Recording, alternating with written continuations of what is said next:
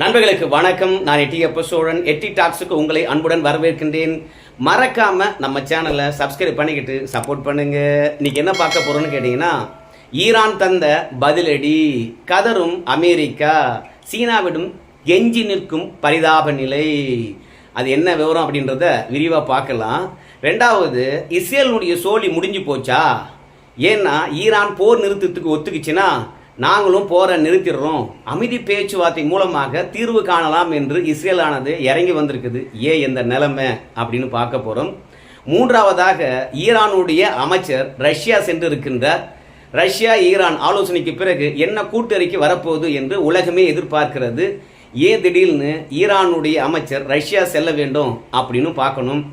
உலகத்தில் சில நாடுகள் அமெரிக்கா தாக்குதலுக்கு ஈரானுக்கு ஆதரவாக அமெரிக்காவையும் இஸ்ரேலையும் கண்டித்திருக்கின்றார்கள். ஆனால் ஈரானுடன் நல்ல நட்பில் இருக்கக்கூடிய இந்தியா அமெரிக்காவையும் இஸ்ரேலையும் கண்டிக்கவில்லை. அதற்கு மாறாக ஈரானுடைய அதிபரிடத்தில் நேரடியாக போன் போட்டு நம்முடைய மோடி அவர்கள் பேசியிருக்கின்றார். என்ன பேசினார் என்ற விஷயத்தையும் பார்க்க வேண்டியதாக இருக்குது. அதையெல்லாம் தாண்டி ஈரானை பொறுத்த வரைக்கும் வடகொரியாவினுடைய அணு ஆயுத தொழில்நுட்பத்தை தான் மேம்படுத்துகிறது அப்படின்னு அமெரிக்கா சொல்லிவிட்டு, நாங்கள் ஈரானுடைய மிக முக்கியமான 3 அணுத்தளங்கள் மீது தாக்குதல் தொடுத்தோம், பெரும் சேதம், மொத்த சோழியம் முடிச்சிட்டோம் அப்படின்னு அமெரிக்கா சொல்லுது. ஆனால் ஈரானை பொறுத்த வரைக்கும் ஒரு மாற்று கருத்தை வைக்கிறது. அயதுல்லா அலி கமானி, ஈரானுடைய உச்சபட்ச தலைவர், அவருடைய உதவியாளர் அலி ஜிம் கானி அவர்கள் பார்த்தீங்கன்னா வேற விதமான கருத்தை சொல்றாரு. யார் சொல்றது உண்மை அப்படின்னு நம்ம சேர்த்தே பார்க்க வேண்டியது இருக்குது. முதல்ல ஈரான் எடுத்த முக்கிய முடிவு அமெரிக்காவுக்கு மிகப்பெரிய பாதிப்பு என்ன அப்படின்னு பார்க்கும்போது, ஸ்டேட் ஆஃப் ஹார்மஸ், கடல் நீர் சந்திப்பை நாங்கள் மூட போகிறோம், எண்ணெய் கப்பல்கள் எப்படி போகுதுன்னு நாங்கள் பார்க்குறோம் அப்படின்னு சொல்லிட்டு ஈரானுக்கு அருகாமையில் இருக்கக்கூடிய ஸ்டேட் ஹார்மஸை பார்த்தீங்கன்னா ஈரான் மூட போகுது. உலகம் முழுவதும் 21 கப்பல்கள் ஒரே தருணத்தில் எண்ணெயை ஏற்றிக்கிட்டு பல நாடுகளுக்கு போனாலும் ஈரானுடைய ஸ்டேட் ஹார்மஸில் இருந்து 7 கப்பல்கள் ஒரே தருணத்தில் போகின்ற அளவுக்கு வர்த்தகம் பிஸியாக நடக்குது. அதனால் ஸ்டேட் ஆஃப் ஹார்மஸை ஈரான் மூடிச்சுன்னா அது உலக நாடுகளில் எண்ணெய் விலையை எங்கேயோ கொண்டு போயிடும்.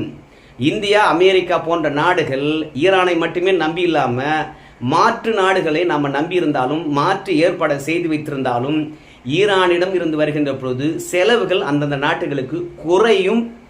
இரண்டாவது, எண்ணெயும் தங்கு தடையின்றி கிடைக்கும், விலையேற்றம் இருக்காது. இதையெல்லாம் தாண்டி அமெரிக்காவுக்கு இன்னொரு பேர் இழப்பு என்னன்னு கேட்டிங்கன்னா, பக்ரைனில் தான் அமெரிக்காவினுடைய வான்படை தளமும் இருக்குது, கப்பற்படை தளமும் இருக்கிறது. பக்ரைனில் இருந்துக்கிட்டு ஈரானை தாக்கணும் அப்படின்னு சொன்னால் பக்ரைன் நாடானது ஒத்துக்குமா? அதனால் நிச்சயமாக ஒத்துக்காது. அங்கே இருக்கின்ற கப்பலையும் அங்கே இருக்கக்கூடிய விமானங்களையும் நாம் மீண்டும் ஈரானுக்கு அருகாமையில் கொண்டு வந்து தாக்குதல் தொடுக்கணும்னா இந்த ஸ்டேட் ஆஃப் ஹார்மஸ் என்ற கடல் நீர் இணைப்பு திறந்திருக்கணும். ஆனால் ஈரானை பொறுத்த வரைக்கும் நாங்கள் மூடுறண்டா சாமி.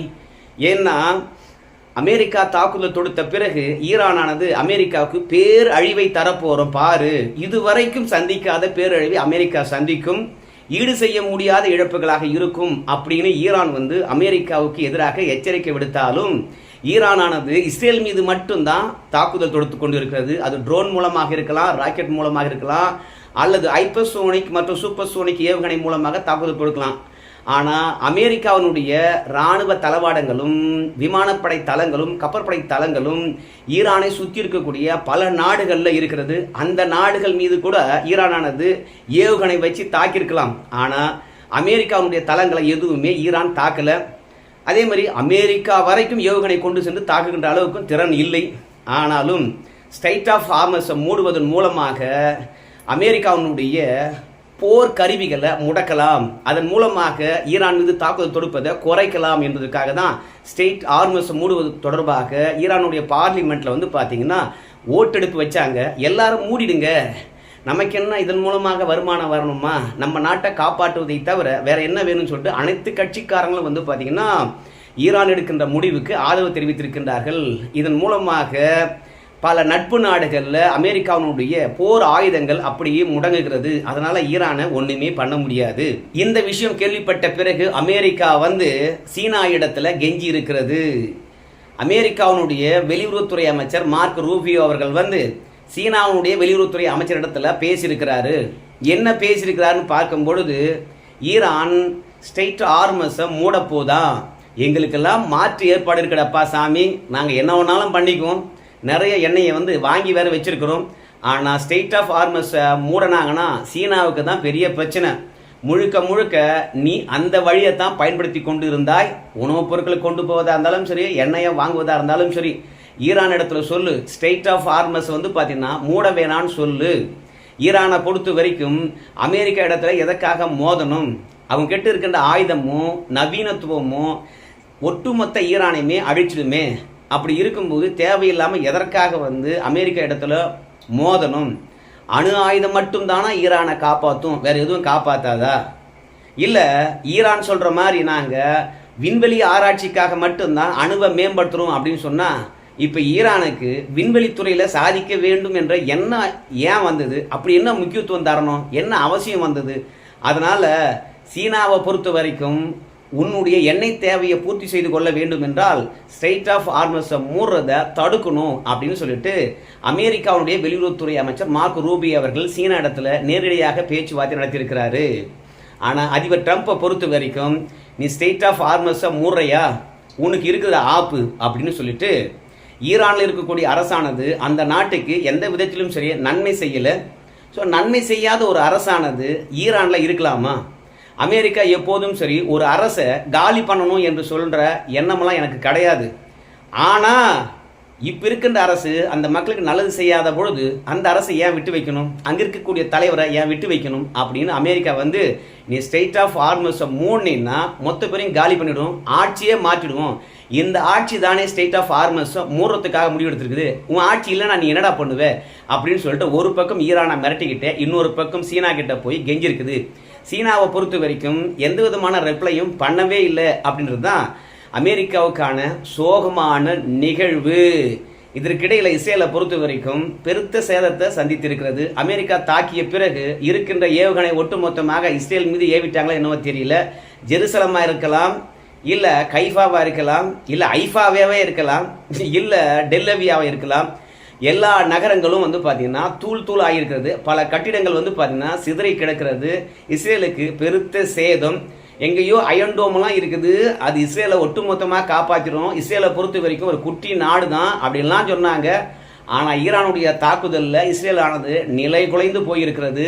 நாளுக்கு நாள் வந்து பார்த்தீங்கன்னா அந்த நாட்டு பிரதமர் பெஞ்சமின் நேத்தன்யாவுக்கு வந்து பார்த்தீங்கன்னா எதிர்ப்பு வலுக்குகிறது. இந்த போரை ஏன் நீ செஞ்ச, இஸ்ரேலுக்கு இந்த மாதிரி ஒரு போர் தேவையா அப்படின்னு அங்கே இருக்கிற மக்கள் கேட்கின்றார்கள். அதே மாதிரி அமெரிக்காவிலும் வந்து பார்த்தீங்கன்னா ட்ரம்ப்புக்கு எதிராக போராட்டங்கள் விழுக்கிறது. ஈரானுக்கு எதிராக எதற்காக நீ போர் செய்யணும் அப்படின்னு சொல்லிவிட்டு ட்ரம்ப்புக்கு எதிராகவும் போராட்டம் வலுக்கிறது. அது மட்டும் இல்லாமல் அமெரிக்காவினுடைய கடந்த அதிபராக இருந்த பராக் ஒபாமா அவர்கள் வந்து ஈரான் மீது தாக்குதல் தொடுக்க போறேன் அப்படின்னு முடிவெடுத்தாராம். அப்போ ட்ரம்ப்பை பொறுத்த வரைக்கும் என்ன சொன்னாராம், யோ எதுக்கு ஈரானை தாக்க போற, அடுத்து வருகின்ற தேர்தலில் வெற்றி பெற வேண்டும் என்ற நோக்கத்தினால தானே வந்து ஈரான் மீது தாக்குதல் தொடுத்து நான் தான் அமெரிக்காவை காப்பாற்ற போறேன், ஈரானுடைய அணு தொழிற்சாலையெல்லாம் ஒழிக்க போறேன் அப்படின்னு வந்து சிறந்த ஆளுமை என்று அமெரிக்க மக்களிடையே காட்டி உலகத்தையே வழிநடத்தக்கூடியது பராக் ஒபாமா தான். நீங்கள் எனக்கு ஓட்டு போட்டீங்கன்னா தான் வந்து பார்த்தீங்கன்னா நாடு நல்லா இருக்கும் அப்படின்றதுக்காக வீணாக நீ ஈரான் மீது தாக்குதல் தொடுக்கிற. ஈரானுக்கும் அமெரிக்காவுக்கும் என்ன பிரச்சனை, அவன் நாட்டு பிரச்சனை அவன் முடிவு எடுத்துட்டு போகிறான், உனக்கு எங்கே வலிக்குது அப்படின்னு சொல்லிட்டு பராக் ஒபாமா அவர்கள் 2வது முறை தேர்தலில் நிற்கின்ற போது டொனால்டு ட்ரம்ப் அவர்கள் தன்னுடைய எக்ஸ் தளத்தில் நிறைய கருத்துக்கள் பதிவிட்டாராம் பராக் ஒபாமாவுக்கு எதிராக. ஆனால் இப்போ அதே பராக் ஒபாமா இருந்தாலும் சரி, எதிர்கட்சிகளாக இருந்தாலும் சரி, அடுத்தடுத்து மாகாண தேர்தல்கள் வந்து அமெரிக்காவில் நடக்க போது அந்த மாகாண தேர்தலெலாம் வெற்றி பெற வேண்டும் என்பதற்காக நீ இப்போ ஈரான் மீது தாக்குதல் தொடுத்தியா அப்படின்னு சொல்லிட்டு அங்கே ட்ரம்ப்புக்கு எதிர்ப்பு கிளம்பி இருக்கிறது. இதற்கிடையில் ஈரானுடைய வெளியுறவுத்துறை அமைச்சர் ரஷ்யா சென்றிருக்கின்றார். ரஷ்ய அதிபர் புட்டின் அவருடன் பேச்சுவார்த்தையும் அதிகாரிகள் மற்றும் அமைச்சருடன் பேச்சுவார்த்தை நடத்திவிட்டு ஈரானுக்கு எந்த மாதிரியான ஆதரவு தருவது என்று ரஷ்யா முடிவெடுக்கும் அப்படின்னு சொல்றாங்க. அது மட்டும் இல்ல, ரஷ்யா பொறுத்த வரைக்கும் ஏற்கனவே ஒரு கருத்தை வெளியிட்டது. அமெரிக்கா தேவையில்லாமல் ஈரான் மீது தாக்குதல் தொடுத்தது. இப்படி தாக்குதல் தொடுத்ததுனால ஈரானுக்கு எதிராக இருந்த பல நாடுகளும் வந்து இன்னைக்கு ஈரானுக்கு ஆதரவு தெரிவித்திருக்கின்றார்கள். தேவையில்லாமல் ஈரானுடைய ஆதரவு வட்டத்தை பெரிதாக்கி விட்டது அமெரிக்கா அப்படின்னு சொல்லியிருந்தாங்க. இப்போ உலக நாடுகள் எல்லாம் ஈரானுக்கு ஆதரவாக வந்த உடனே ரஷ்யாவும் வந்து அமெரிக்காவுக்கு எதிராக களமிறங்க வாய்ப்பு இருக்கிறது. ஏன்னா தனித்து நிற்கிறான் ஈரான்காரன் அப்படின்னா நாம் மட்டும் என்னடா போய் ஆதரவு தெரிவிப்பது ஈரானுக்கு அப்படின்னு ரஷ்யா பயந்திருக்கும். இன்னைக்கு பல நாடுகள் ஆதரவு தெரிவிப்பதனால அமெரிக்கா இறையாண்மை கொண்ட ஒரு நாட்டில் போய் தாக்குதல் தொடுப்பதனால ஏண்டா டே அவன் நாட்டை அவன் வழிநடத்த தெரியாதா, நீ ஏண்டா தாக்குதல் தொடுக்கிற, இஸ்ரேலை மையமாக வைத்து நீ ஏன் ஈரான் அடிக்கிற, இது வரைக்கும் அடித்ததுக்கான உண்மையான காரணத்தை ஏதாவது சொல்லு அப்படின்னு ரஷ்ய அதிபர் ஏற்கனவே கேட்டிருந்தாரு. இப்போ ஈரானுடைய வெளியுறவுத்துறை அமைச்சர் அங்கே சென்று இருப்பதனால ரெண்டு பேரும் சேர்ந்துக்கிட்டு என்ன கூட்டறிக்கை வெளியிட போறாங்க, அது உலக அரசியலில் எப்பேற்பட்ட மாற்றத்தை ஏற்படுத்த போகுது அப்படின்னு கவனிக்க வேண்டியதாக இருக்குது. பாகிஸ்தான், ரஷ்யா, துருக்கி மற்றும் வடகொரியா இன்னும் சில நாடுகள்லாம் வந்து ஈரான் மீது அமெரிக்கா தாக்குதல் தொடுத்ததுக்கு கண்டனத்தை தெரிவித்தார்கள். ஆனால் நம்ம மோடி அவர்களை பொறுத்த வரைக்கும் ஈரான் அதிபரிடத்துல நேரடியாக போன் பண்ணி பேசியிருக்கிறாரு. பேசுறது என்னது அப்படின்னு பார்க்கும்போது இன்னைக்கு உலக அளவில் பொருளாதாரமானது வளமாயிருக்கின்ற நாடுகள் கூட வீழ்ச்சி அடைந்து கொண்டு வருகின்ற தருணத்தில் போர் ஒரு தீர்வாகுமா, அமெரிக்காவுடன் மோதுவது சரியானதாக இருக்குமா, இஸ்ரேலுடன் சமரசம் செய்ய உங்களால் முடியாதா, அதனால் போர் சூழல் தேவையில்லை.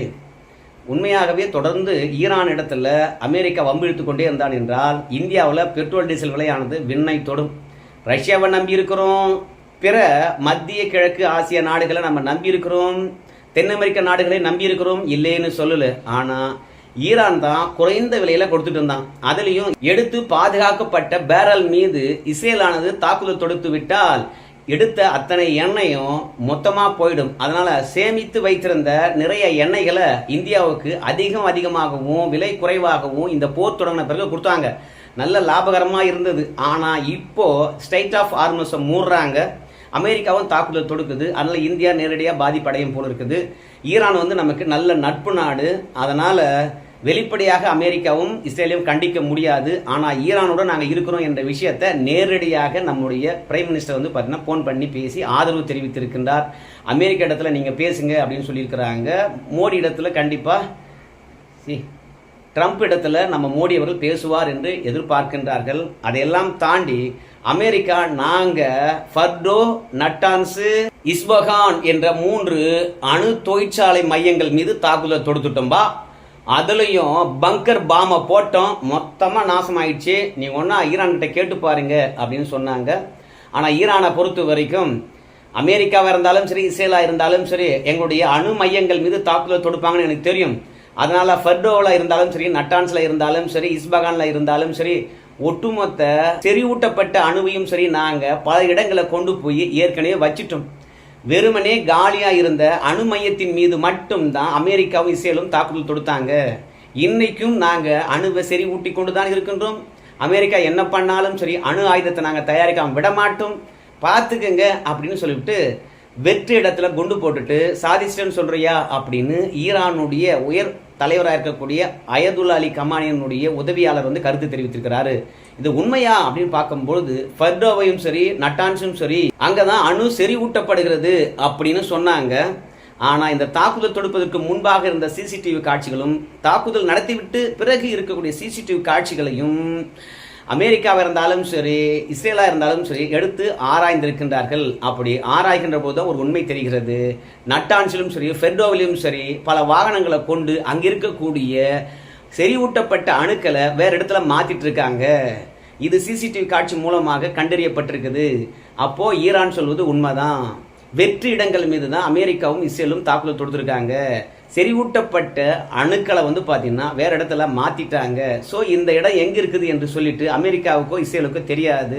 வேகமாக அணுகுண்டு தயாரிப்பு என்றது நடந்து கொண்டிருக்குது அப்படின்னு இஸ்ரேலுக்கு பீதி கலப்புற மாதிரி ஈரானானது தகவலை தெரிவித்திருக்கிறது. அமெரிக்காவும் அதை உறுதிப்படுத்தியிருக்கிறது. ஆமா நாங்க அடிச்சிட்டோம், ஆனா அந்த இடத்துல இருக்கக்கூடிய தோரியங்களை வந்து பாத்தீங்கன்னா இடம் மாற்றி விட்டு இருக்குது ஈரான். எங்க இருக்குது என்று சொல்லி கண்டறிந்து விடுவோம், எங்க கண்ணுல வந்து பாத்தீங்கன்னா தப்பவே முடியாது என்று அமெரிக்கா எச்சரிக்கை விடுத்திருக்கிறது. ஸோ மொத்தத்தில் அமெரிக்காவுடைய பாதுகாப்பு கவசங்கள் அந்தந்த நேச நாடுகளில் சிக்கி தவிர்க்கின்ற காரணத்தினால இந்த ஸ்டேட் ஆஃப் ஹார்மஸ் என்ற கடல் நீர் இணைப்பை ஈரான் மூடுவதனால அந்த போர்க்கப்பலையோ ஆயுதங்களையோ பார்த்தீங்கன்னா ஈரானுக்கு எதிராக பயன்படுத்த முடியாத சூழ்நிலை இருக்குது. அதனால தான் சீனா இடத்துல போய் அமெரிக்கா கெஞ்சி இருக்கிறது. இஸ்ரேலில் பெருத்த சேதம். அதனால அமைதி பேச்சுவார்த்தைக்கு ஈரானை அழைத்திருக்கின்றார்கள். நீங்க போரை நிறுத்திட்டு அமைதி பேச்சுக்கு வந்தீங்கன்னா இஸ்ரேலும் போரை நிறுத்திவிட்டு அமைதி பேச்சுவார்த்தைக்கு வரும் அப்படின்னு சொல்லியிருக்கிறாங்க. ஆனால் ஈரான் மட்டுமே இஸ்ரேல் மீது தாக்குதல் தொடுத்து கொண்டு இருக்குது. இஸ்ரேல் அமைதியாகத்தான் போர் தொடுக்காமல் இருக்கிறது. ஒருவேளை பதுங்கி பாய போகிறதா